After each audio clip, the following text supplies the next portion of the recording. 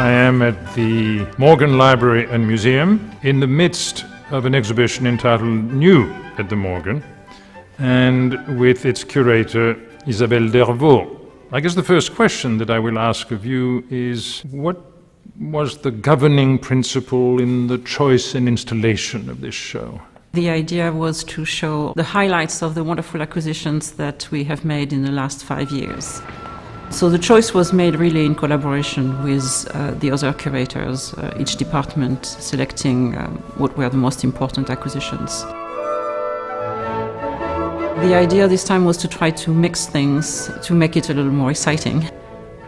The chronology is, of course, very wide, from the 14th century to the 21st century, and geographically also with works from Europe, America, etc. I wonder if, like me, other visitors will not think of New at the Morgan meaning, my goodness, a lot of modern and contemporary art suddenly at the Morgan. I'm glad that you interpret the title also that way. The Morgan decided about 10 years ago, I guess, to expand the field of its collecting in the modern era. And we have been acquiring quite a number of modern and contemporary drawings in the last 5 years. I had the impression, going through the exhibition, in fact, with all of these different media and approaches thrown together, of enormous intimacy and so many very small, very personal works, just a few notations by Beethoven on a sheet of music, or by Oscar Wilde or Wagner, small drawings that one is almost standing at the elbow of the artist, eavesdropping on his moment of creativity. Yes, and actually all those objects really show the work in progress. They show you the artist at work in this intimate relationship that you were mentioning. I mean, the totality is part of the beauty of the show, but would you say that there are real highlights in this instance? Yes, and I have put them at the beginning of the exhibition. It actually starts with the smallest work in the exhibition, which is a very tiny prayer book from the beginning of the 16th century. It's not bigger than a credit card, but it's absolutely a fabulous little object. And among those highlights are also a letter from Van Gogh to Gauguin, for instance, an illustrated letter. There is also a group of manuscripts by Oscar Wilde, a drawing by Matisse. So as soon as you enter in the exhibition, you realize, wow, they really have wonderful things. And there's also the theme of voyage and of different kind of discovery. Tell us a little bit about that. This is an amazing 46-page letter by William Randolph Hearst when he was traveling in Spain in 1905, or at the beginning of the 20th century.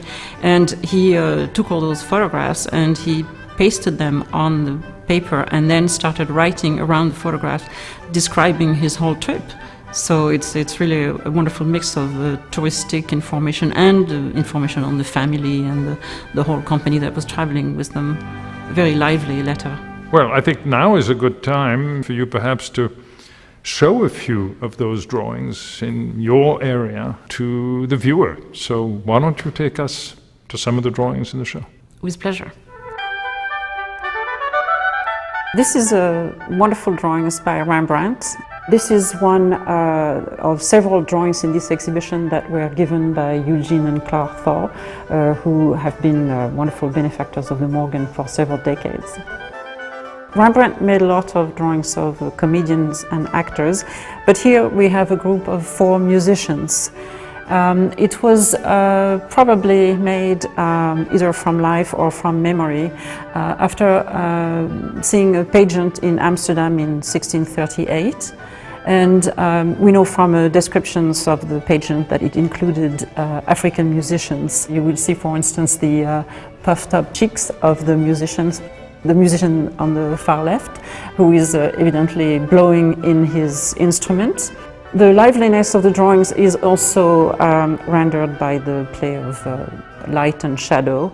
Evidently the light is coming from the left, and the first musician is rendered with more details and more contrast between the highlight on the costume and the other part of the body.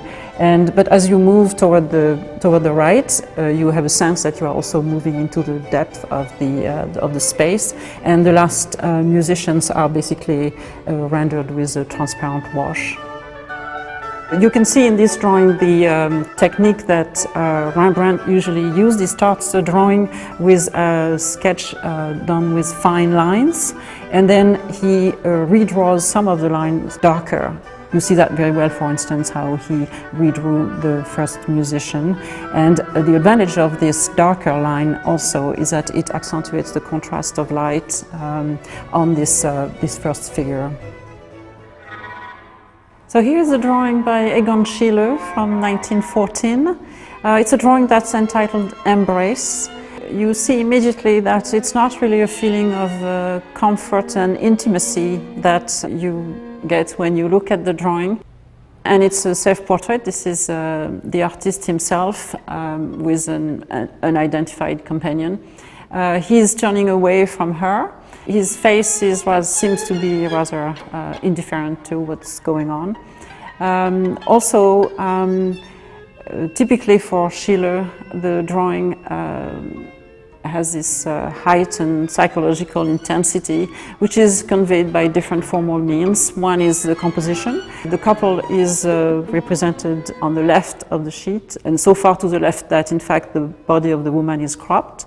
Also, the line is very characteristic. It's not a fluid, smooth line, but a broken line, an agitated line, you could say, with some details that look like cross-hatching.